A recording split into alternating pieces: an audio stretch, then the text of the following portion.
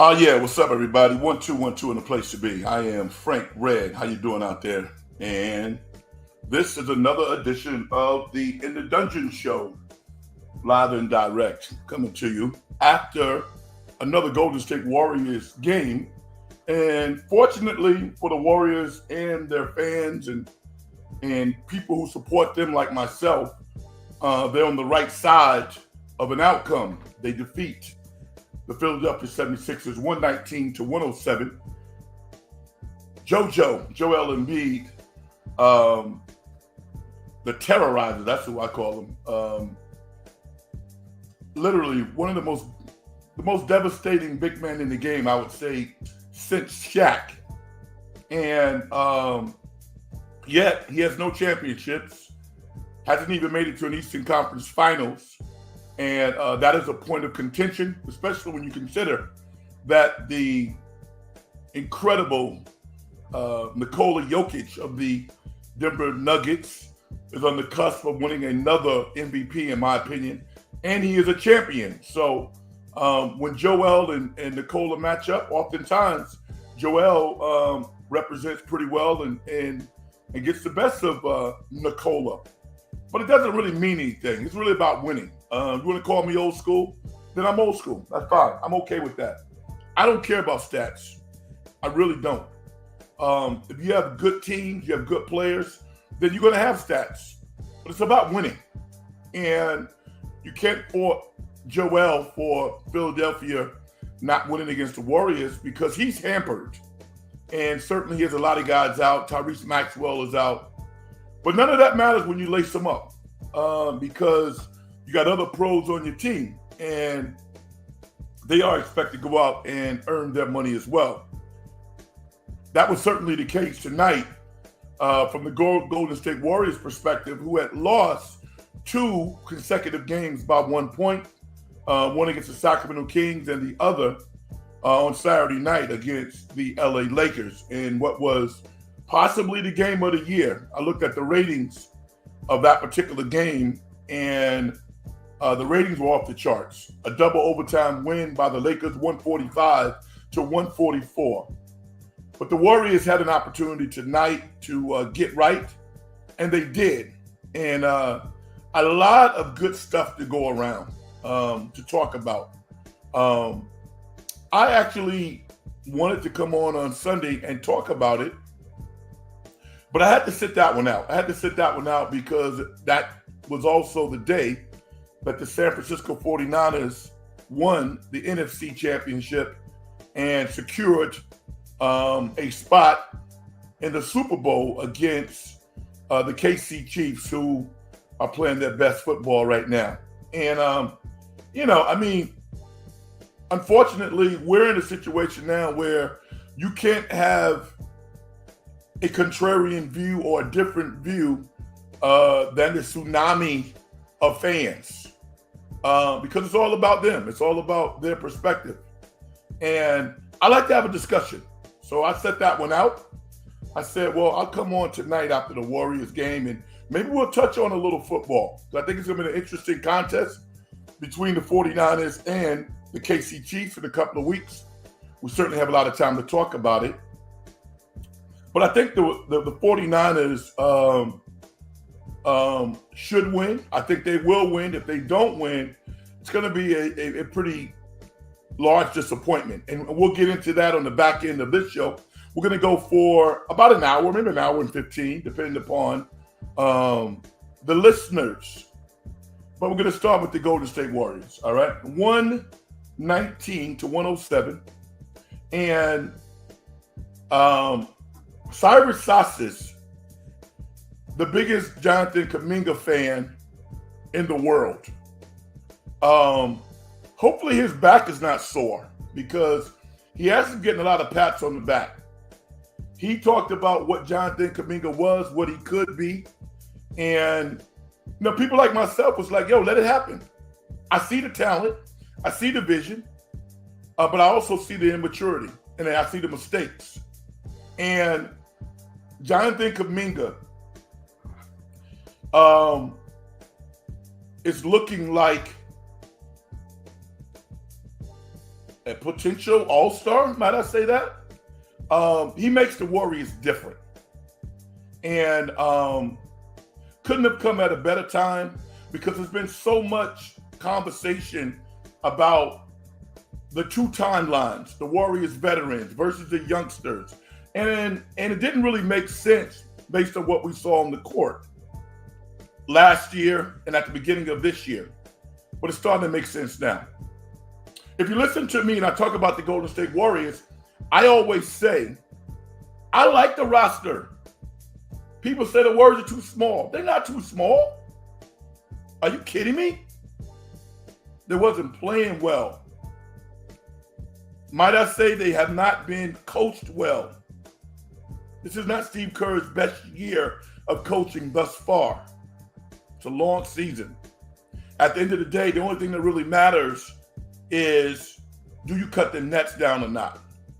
The national media, particularly people who have played the game, they don't like the Warriors, or their vision is clouded by maybe their own allegiances. I don't know. But I like the Warriors roster. The combination of youth and veteran players, I think, is okay. It's good enough to challenge. Will I come out and make any proclamations about what they're going to do? No, I'm not going to do that. What I will tell you is they can compete. They can compete.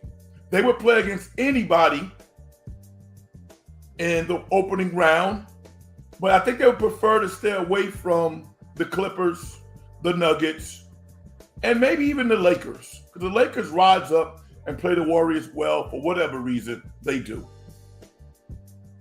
But everybody else, the Warriors got action. You think they don't want to play Sac again? You think they don't want to play OKC? Are you kidding me? Shai Gilgeous-Alexander is not getting those foul calls.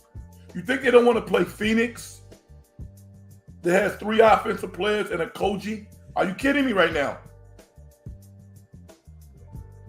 This iteration of Andrew Wiggins looks similar to the 22 Andrew Wiggins. He's playing his ass off. 23 points a night, playing aggressive defense, attacking the basket, making threes, making free throws. Jonathan Kuminga looks like Star Child out there. You know, he looks like, you know, the superstar who you've been waiting to see at 3 a.m. That's who he looks like. You know, the young up-and-coming star. Not the tried and true Usher in Vegas star. We know what that is. That's Stephen Curry. But the opening act that a lot of people don't know about, Jonathan Kuminga, playing great basketball. We're going to talk about that. Let's go ahead and talk to my man Brian Iglesias. My man Brian says, yo, I'm starting to believe this team won't do anything major at the deadline. Exactly. They're not going to do anything, Brian. You know why? Because they got a damn good roster. And now, Brian, here's what's interesting though. 2 weeks ago, you couldn't get a dime and a vanilla ice cream cone for Andrew Wiggins and something of quality back. What do you think is happening now? Mike Delivery Jr.'s phone is ringing. It tells you how everybody lives in the moment. Tomorrow morning when he gets to work, well, I guess they don't leave messages on office phones anymore. It's his cell phone. When he wakes up tomorrow, he's going to have 32 messages on his cell phone. Said, Mike, you know, we really need to revisit that conversation about Andrew Wiggins. What do you think? And whomever's on the other end is going to get a click sound. Click. We okay. Brian says, now with Draymond Green back, Wiggins' contract looks a hell of a lot better. Yes, it does. And I got to tell you what, man. I love watching Draymond Green play basketball. He makes think about this for a second. Forget about being plus 18 since he came back. He was plus 31 on Saturday night in a game in which the Warriors deserved to win. That was coaching.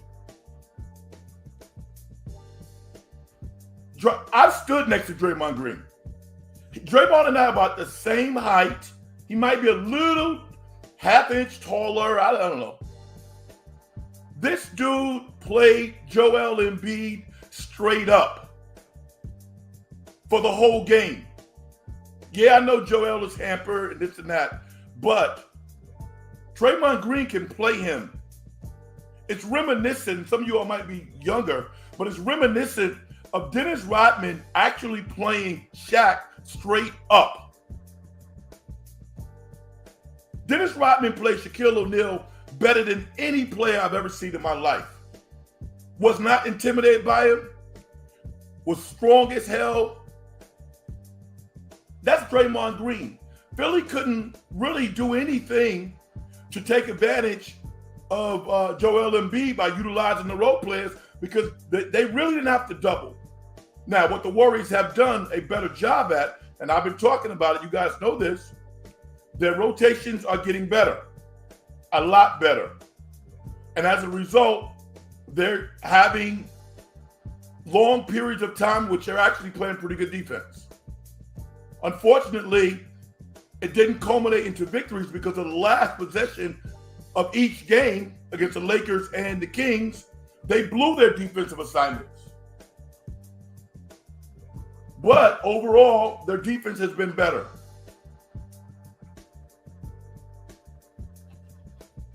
Hard double, square your shoulders into your position, close out with a high hand, box out.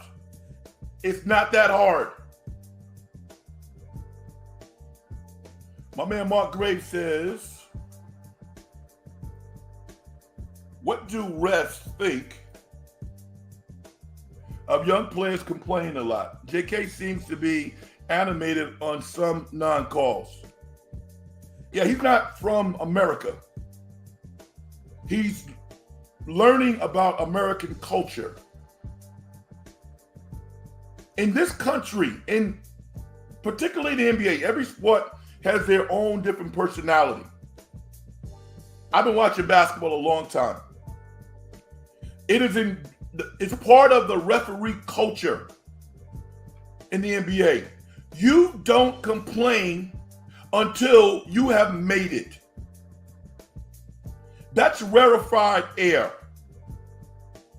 I don't care how good you are, how talented you are. You're a young buck in this league. We're going to screw up because that's what people do.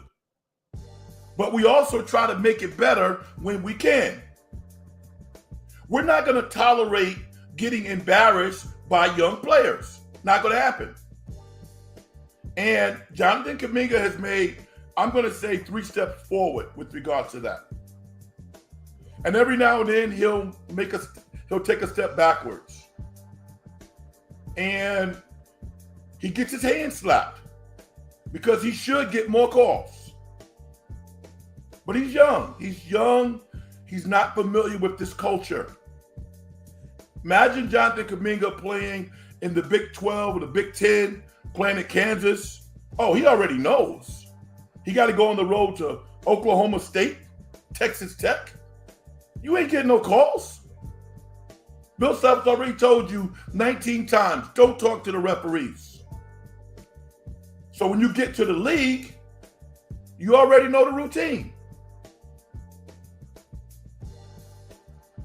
Referees don't like it. And I, being of a certain age, coming from a certain place, my high school coach, Frank Morris, never got a tech.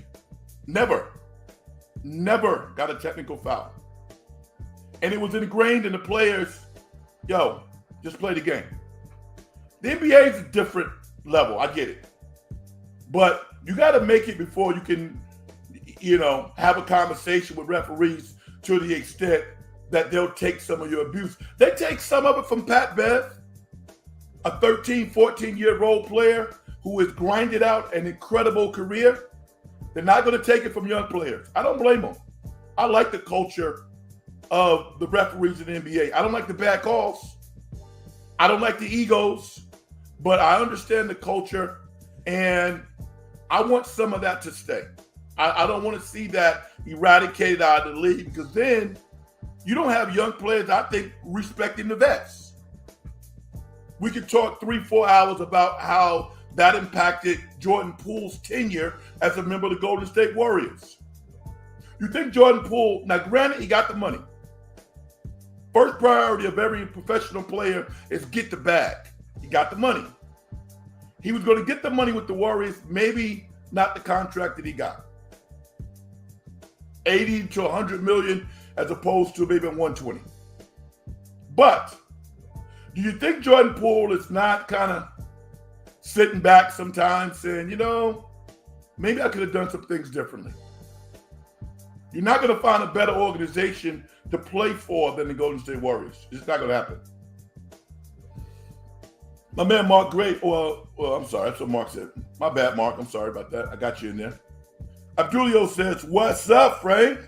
Brock Purdy clutched a trip to the Super Bowl. Yeah, we'll get into that. But I've said all season, good quarterback, top 10. Some of the conversations just makes my head hurt. Top 5 quarterback in the NFL? Are you kidding me?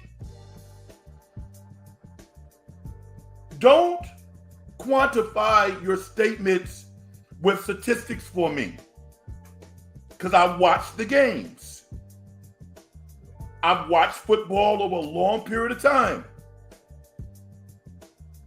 Don't pull out the old stat machine and compare stats to Joe Montana. Do you know what Joe Montana would do in this era of football? It's embarrassing. You want to make a point? Okay, fine. Bring the stats out and make the point. But let's not compare players. And I'm not saying anybody has done that. But you can start to build these narratives to the point where you're talking about an all-time great. Listen, what I want Brock Purdy to win the Super Bowl. I want him to be MVP. This is a moment in time that he might not ever have again. I want him to have this moment. And a couple of years from now, I want this dude to get an incredible bag. I'm not one of these people who will parade around being happy because a quarterback position, which is one of the most important positions, because he's on a rookie salary, because he was I won't say misdiagnosed, but because scouts did not evaluate him appropriately, he was the last pick of the draft. You think he wasn't pissed off by that? If you go back and watch Iowa State games like I have, I watched Brock Purdy when he was in college. And after his sophomore year, people were talking about him being a late first-round pick, early second.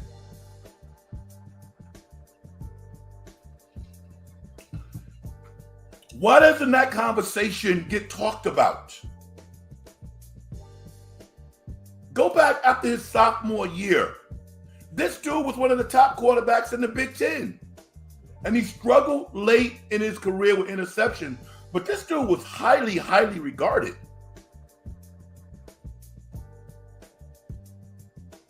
Abdulio says, Kuminga, Wiggins, and Draymond defense tonight was some of the best we've seen from them all season. Yeah, man.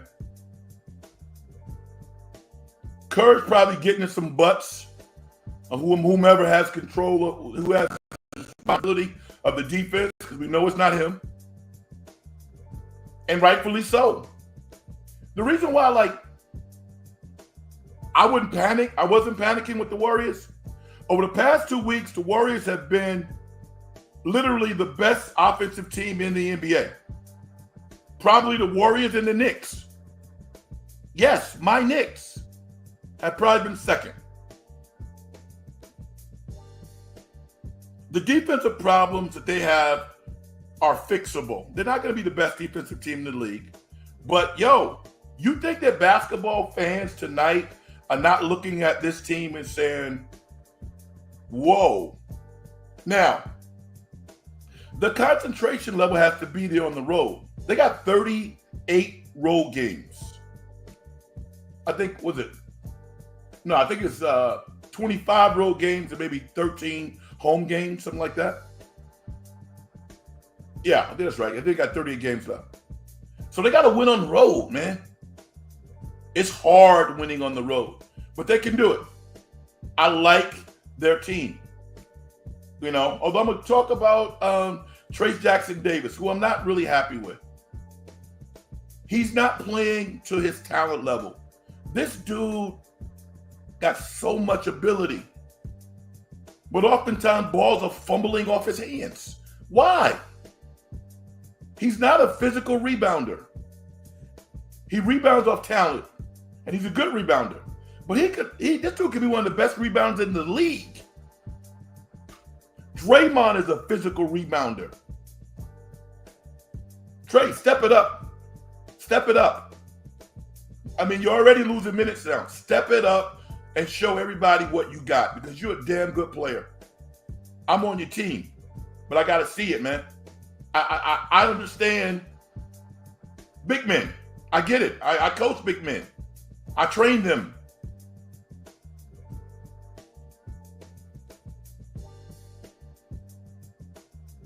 Brian Iglesias says, getting a tech for waving a ref off is weak. It's not like he flipped them off. Refs need to have thicker skin. What did I just say? When you're Draymond, listen, get some equity. Get some equity, Brian. You go out there and you buy you a fixer up, right? For 250 grand. You work your ass off and put 80 grand into it. All of a sudden people are like, whoa, okay. Yeah, you want to sell me this house now? You build equity up. I have no problem, because Kuminga's coming fast. He's coming fast. There's nothing glorious that any of us can say about Jonathan Kuminga at this point and have that statement be ridiculous. There's no hyperbole. Zero. In this year's draft, this dude is a top 3 pick? Maybe higher? You should not be waving referees off. No, not yet. Nope. I don't care about comparisons or where Brock ranks among QBs. I'm enjoying the moment right now. NFC Championship is no easy feat. You are absolutely correct. Listen, everybody. We all probably passed third grade math, right? Isn't it weird to think that the 49ers have not won a Super Bowl since 1995? It doesn't feel that way, right? They've had some moments of despair, but it doesn't feel that way because their history is so rich. We focus on the good times, because when the good times are good with the 49ers, they're really good. Really good. Harbaugh took them to a Super Bowl in 3 years? John Lynch and Kyle Shanahan went in their first 4 years, and now they're back again? But they haven't won a Super Bowl since 95. Or is it 94?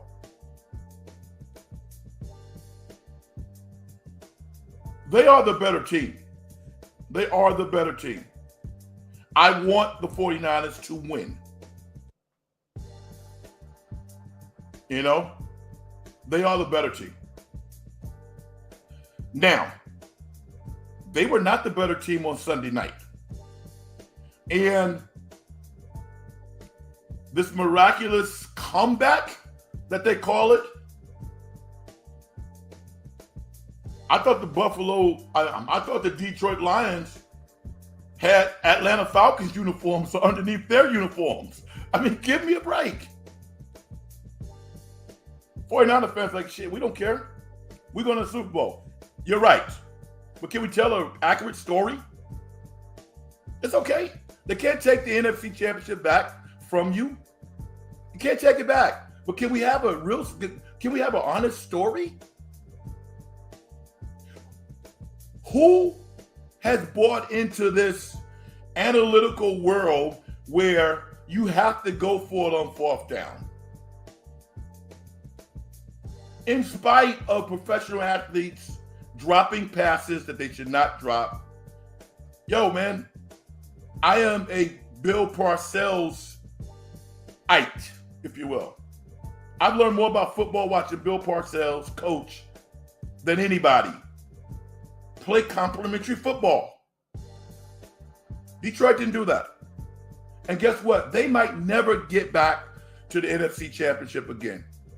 They missed the moment. And the 49ers pounced on their missed moment and took it.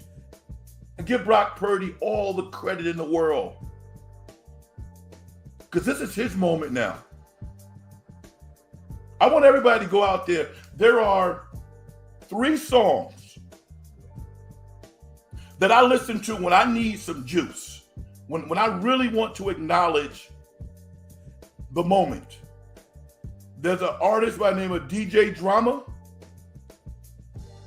He put out a hip-hop song probably over a decade ago, called 11 years ago, I believe. It's called Waiting for My Moment. Great song. Eminem probably has written the greatest euphorical hip-hop song of all time, Lose Yourself. Lose Yourself has to be one of the greatest rap songs in the history of the genre. It's like Bernie Coppin writing a song for Elton John. That's how pure that song is. That's how inspirational that song is. Lose Yourself? Listen to that song. It never gets old. It never doesn't pump you up when you need some juice. The third one is Nas' song, One Mic. All I need is one mic. All I need is one mic. Brock Purdy. All I need is one opportunity to make the earth move. I'm happy for this young man. I'm happy for him. But I'm not going to get caught up in the drama and the hyperbole because I don't have anything to gain. Being on board of the hit machine is very lucrative, folks. Take you behind the curtain a little bit. It's very lucrative to get on board of the 49er train. We're all on board, but you know, when you like put a little sugar on the story, to look at it from that perspective, oh, it's very lucrative. I don't make a dime doing this. I'm smiling, man. I'm the happiest person in the world. Because I can come in and tell you my story based on how I see it. This new wave of content creation is incredible. Because you can tell the story. Brian Iglesias says, the Lions thought they won the game at halftime and let off the gas pedal. They tempted with football gods and it backfired on them. How about just not playing intelligent football? I mean, hey man, I've always respected Mike Greenberg as a talent because he is a very talented guy. But he's so self-deprecating because he never really played sports. You know, he probably wasn't much of an athlete. But he's a journalist, he's an author, and I give him credit. Although it's his show, But he was telling the truth. And he was just like, yo, I love Dan Campbell. But are you kidding me right now? What? I can think of about 19 coaches, in spite of what Detroit did, if they coached that game the way that Dan Campbell did, they would have some questions to answer. That was not a great performance. And he doubled down the next day. And you know what? Here's the irony. Everybody will, I think, not everybody, but most would say that Kyle Shanahan is one of the smartest, one of the greatest play callers of his era. I mean, that's indisputable. But go back to the last time he had a moment. Well, not the last time he had a moment, but go back to Atlanta. Didn't do all that well. You know, now he wasn't the head coach. He was the offensive coordinator, but he didn't do great. He needed some help to get right. And the football gods answered for him. And then his team answered, and then he got it together.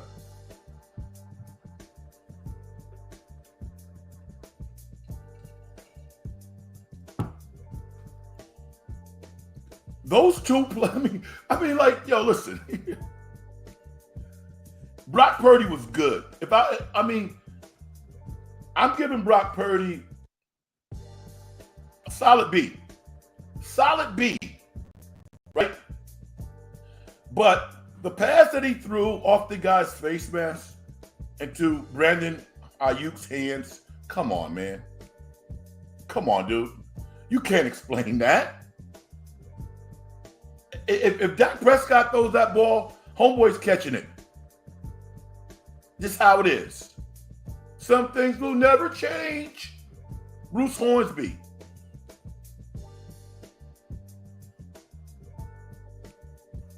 That pass that I can't think of the wide receiver, the one hand job. That was the pass. Who was that? Mark. Who caught that pass? The third wide receiver. Did I just say that? The guy who caught the pass with the one hand job. Oh, man. Thank you. Thank you, Spencer. Jennings, Jawan Jennings. The guy who caught the pass with the one hand job. Oh, man. SG, what's up, brother?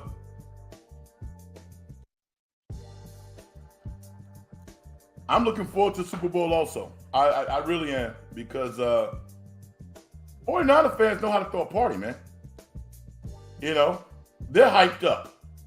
They're hyped up. Good for them. I know everybody. It's funny how like everybody helps me out. Spencer helped me out. Mark Graves is like, I got you, Red. Third and Jawan. Yes, yes. I love it. I love it. SG says, Frank, your laughter is infectious. I like to laugh, man. Especially when stuff is funny. You know? Yeah. It was a great pass by Brock Purdy. He lost the ball 50 yards downfield. And for insult, why don't he throw it off the helmet of the opposition? Because Brandon Ayuk is going to be right there to get it.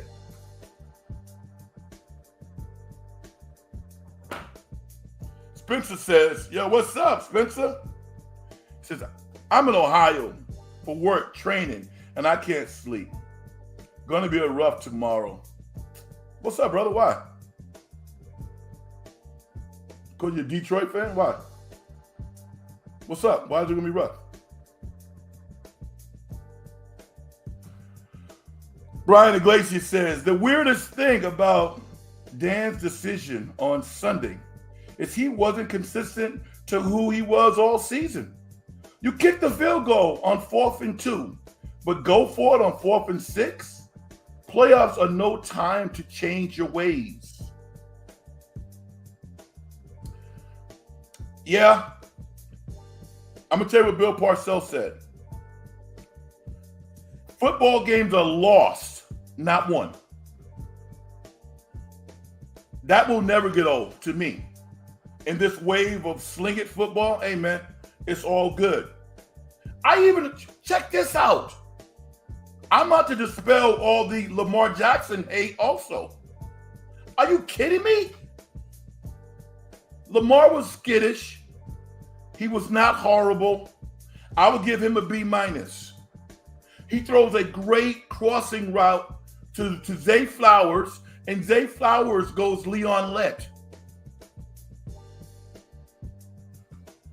Touchdown! The score is 17-14 at that point. And then somebody said, well, KC was playing keep away from Baltimore. That is a bunch of BS. KC couldn't move the ball. That is a flat out lie. I'm like, what, are you watching a different game than I'm watching? That Baltimore defense, when they got right in the second half, they kept giving the ball back to Baltimore. And Monk didn't call his best game. But Lamar was not at his best either. Everybody kind of talks about, well, I got to be me and people have accepted me. You know, sometimes it's okay to look at how other people do things and utilize it in a way that suits you. I would love to see Lamar Jackson, you know, tone it down a little bit, be a little more corporate. I love to see that. You making corporate money? They've given you everything that you need. And you did pretty darn good. You're going to be the MVP. But that was a game that was in the balance that you could have won. You did not play terrible. You were competitive with KC. I mean, I'm like, wait a minute. If Zay Flowers makes that touchdown, the score is 17-14. It's anybody's ball game. People talk like KC beat the snot out of Baltimore. No, they didn't. It's a close game. But that's the narrative. Can we get a real narrative? Okay, Spencer, I get it. Brother, you're listening to me and us at 2 a.m. in Ohio, brother? Yo, man. I salute you from Cali. And thank you. I appreciate you. My goal is to put good content out there. And I mean, you represent, honestly, Spencer, you represent about 100 listeners, dude. 2 a.m.? You listening to this? What?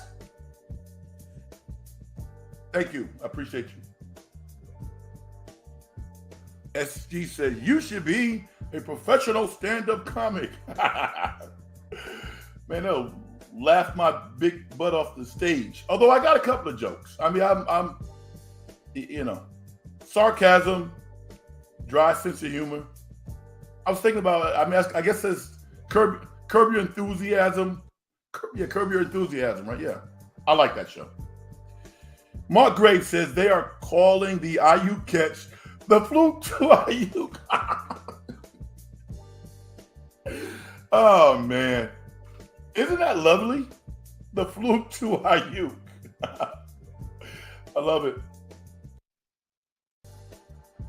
Oh, it's pretty good too. Spencer says, Mark, I thought it was the immaculate deflection. Oh, man. Mark Iglesias says, Lamar was incredible. Anyone who throws the ball to himself is doing an incredible job. You guys got jokes tonight, man. I love it. I love it. I just, you know, working in the media for a while and kind of getting able to peek behind the curtain a little bit. Sometimes the truth gets lost or massaged to the point where it's something else. If you think that the National Football League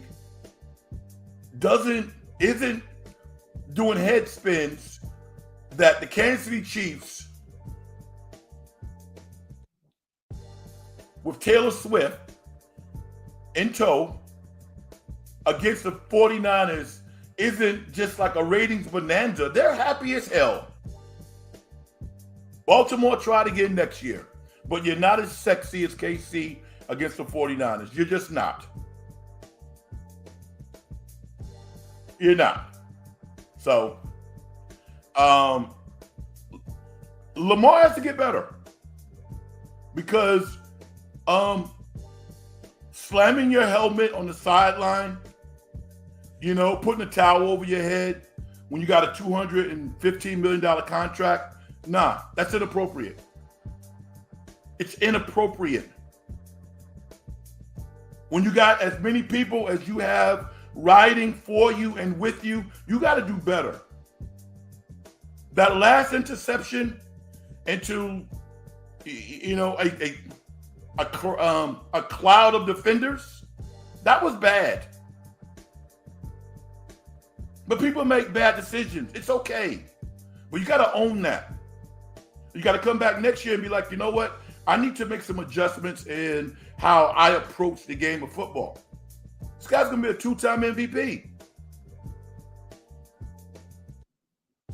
It's okay to look within and make adjustments. That was not his best effort. It wasn't. But it certainly wasn't his worst either. And I don't want that out there. So who do you think are going to win? The 49ers, or do you think the KC Chiefs are going to win? We can all prognosticate. Sometimes the best team doesn't win. When I look at the two teams, the 49ers and the KC Chiefs, the 49ers are better. They're better. KC's probably better on the back end, but I'll take the 49ers defensive line collective and their linebackers over KC. I will.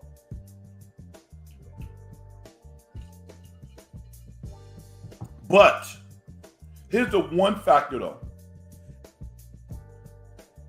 If the 49ers fell asleep against the Chiefs like they get against the Lions, they ain't coming back. That's done. That's a done deal. It took a lot of positive occurrences on the 49ers side of the football and a bunch of bad plays by Detroit to get that victory. And they only won by 3. You think Andy Reid's going to do that? Hell no.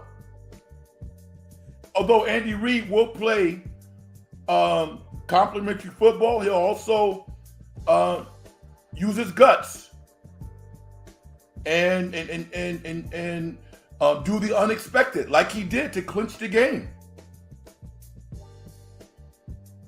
by throwing that deep pass to the KC wide receiver. Ball game. That's Andy Reid. It might not have been Andy Reid's play, but he gave the final decision. He let it happen. So, when I look at Ayuk, I look at Debo, I look at CMC, I look at Kittle, I look at Trent Williams doing a decent job against the KC defensive linemen. Maybe not stop them because they got some big boys up there. Although one of the best defensive linemen towards ACL, right? So he's done. 49ers is better, man. I think if Shanahan and John Lynch would not close this out, but this would be pretty big loss. I don't know if they would get over it anytime soon. The last time the 49ers were in the Super Bowl, you could always blame that on Jimmy G. terrible pass. If he makes a decent pass, then they win the game.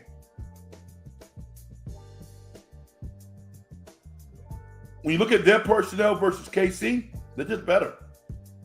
And no, Brock Purdy is not Patrick Mahomes, but I don't know anybody else who would be better suited to run this offense than Brock Purdy. You know, and every week he shows a little bit more. The one thing about Brock Purdy running for 50 plus yards was not the running to me. That was great. But it was him being courageous in the moment. It was him not being afraid. Because a player who I like,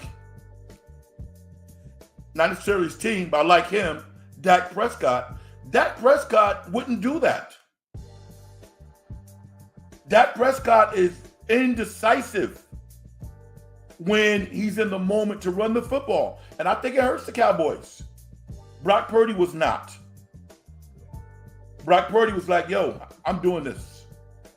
And he kept doing it. He kept putting himself in harm's way. And it changed the game. Another dimension to what he brings to the table.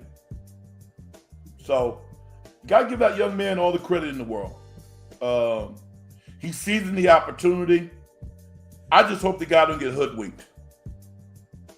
Nobody's talking about it because it's not important right now. But imagine the 49ers winning the Super Bowl, Brock Purdy being the MVP, and then they come back next year and maybe they go, 11-6. Trent Williams retires. Kittle gets hurt. Any number of things could happen. Any number of things could happen. There's no guarantee that you come back next year. You know? I mean, how many times have Super Bowl winners not even made the playoffs the following year? I can't imagine that happening to the 49ers, but it could happen. We don't know. Because football is so unpredictable. Injuries occur.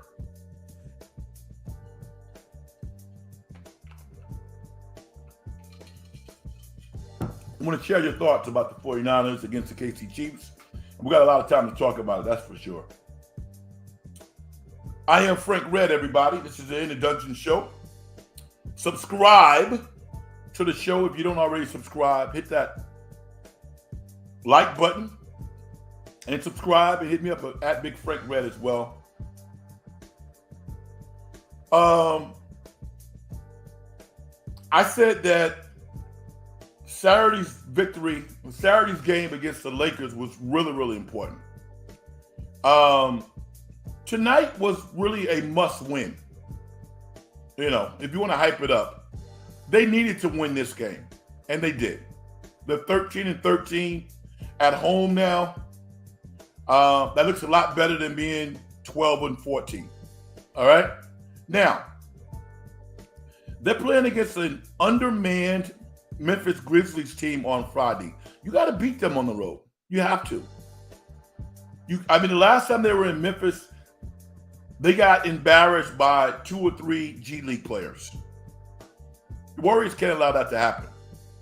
So it'll be interesting to see how they respond in a couple of days in Memphis. I like their chances based on what I see right now. I don't know what has gotten into Andrew Wiggins, but I hope it stays there. This dude is playing incredible basketball. And is this a new death lineup? Is it too early to say that? Draymond, Wiggins, Kuminga, Clay, and Stephen. I like that lineup. I like it. So, a great combination of youth and veterans that are still performing at a high level. No one's talking about Klay Thompson, man. Klay Thompson is, over the past, dude's having a really good year. He's not the two-way player that he was. No, he's not. He's not. Listen, the only warrior on the team that has been able to sustain his prowess on the defensive end is Draymond Green. Draymond looks like he's in year 5 or something. This dude is playing his tail off. And Wiggins, obviously, is playing good defense. Kuminga has turned into a decent defender. They just got to execute. They have to execute when it matters most, which is at the end of the game. They have to do that. Now, I would be remiss if I didn't talk about my New York Knicks.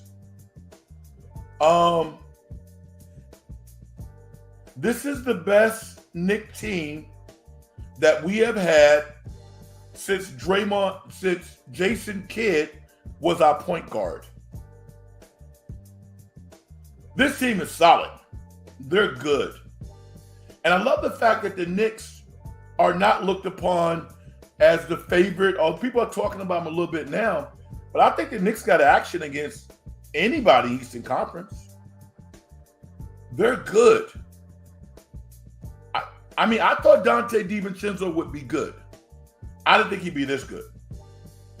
And when I look at Dante, I look at his tenure as a member of the Golden State Warriors. He learned a lot about nuance playing with the Warriors. And he's taken that kind of Warrior style, that Warrior swag, particularly on offense, and he has authenticated it and DiVincenzoized it, if you will. And they're in love with that dude in New York right now. In love with him. He's obviously an East Coast guy playing for Villanova, but I mean, he's right at home. Right at home. With his running mate, Jalen Brunson. Again, I thought Jalen was good. I didn't see this happening. But I am so happy, because Mitchell Robinson's not even playing. Dude's been hurt all year. My Knicks are good. That's all I got to tell you. My Knicks are good. And look out in the Eastern Conference because we're coming. All right? I also wanted to chime in about Ryan Clark. When Ryan Clark said last week or so that, he's just so happy now that you don't have to tell everybody how good Brock Purdy is because I didn't believe it and stuff like that. I thought he was using satire, personally. I did. I thought there was some truth there, but I thought that he was just being Ryan Clark, trying to be funny. And a lot of times it hits. I think a lot of people took him too serious. He never said that Brock Purdy wasn't good, but the way that it came off, people interpreted his comments like, yo, you trying to say the guy sucks. And he does not suck. No, he doesn't. To see Ryan Clark do a 180 on television and just sing the praises of Brock Purdy after the game against Detroit, I was like, did somebody at the networks pull his coat or something? Because it just didn't seem real to me. Didn't. And if you're a 49er fan or a Brock Purdy fan, I don't think you believed it anyway. I just don't think you did. So I heard a statement that was written today about a rapper who goes by Yasin Bey now. In the hip hop community, we know him as Mos Def. One half of the group Black Star with Talib Kweli. And he made a statement about Drake last week. And he said Drake's music is pop and it's kind of like the music you hear in Target. He said that during an interview. And people kind of got wind of it and it went viral and he was perceived as somebody who was hating on the guy. and hating on Drake. And I think he was trying to probably be funny. And, you know, it was an interesting line. So he came back and said, listen, I'm not hating on Drake. I think he's incredible. I think he's done a great job with his career. He gave him all of the accolades that he deserves. He didn't take his statement back. He didn't say, I apologize for my statement. He didn't say that. I think Ryan Clark could have done that because, I mean, he was so effusive in his comments to Brock Purdy this week that it just didn't seem truthful to the extent that maybe he wanted it to, because how different the previous comment was last week. I didn't really believe it. I don't think that he believed Brock Purdy is a, you know, top echelon quarterback. I think he feels he's good. Top 10. You make a lot of money being a top 10 quarterback in this league. That's what I think he is. I think he's top 10, but not top 5. And certainly not top 20. I think he's represented himself as a top 10 quarterback, I think, throughout the year. And he's going to be in the top 5 in MVP voting. So,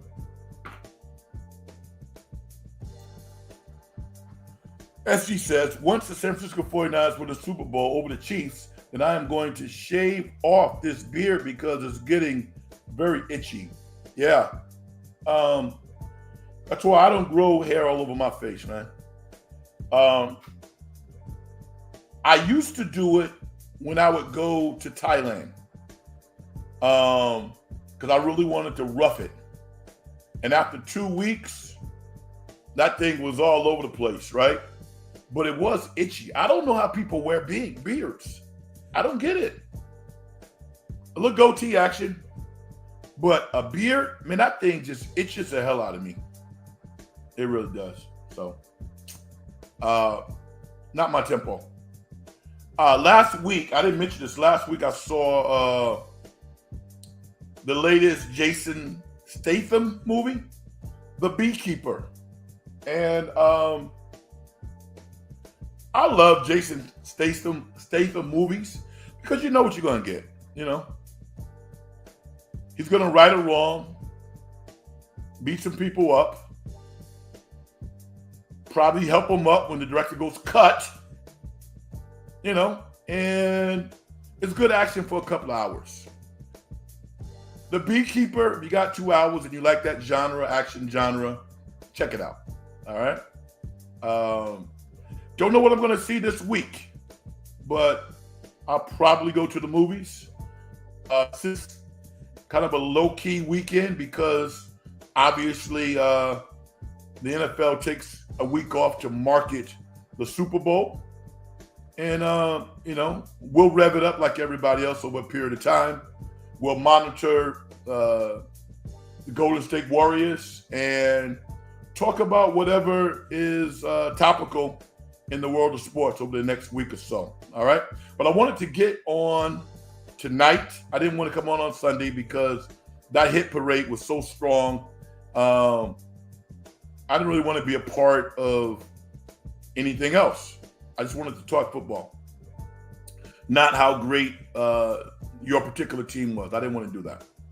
All right. Hit me up at Big Frank Red on X, Twitter. Hit the like button if you like the show. Subscribe to the channel In the Dungeon Show. All right. I really appreciate it. To the brother in Ohio who's checking us out once again, my man. You're worth like 100 or 200 subscribers right now.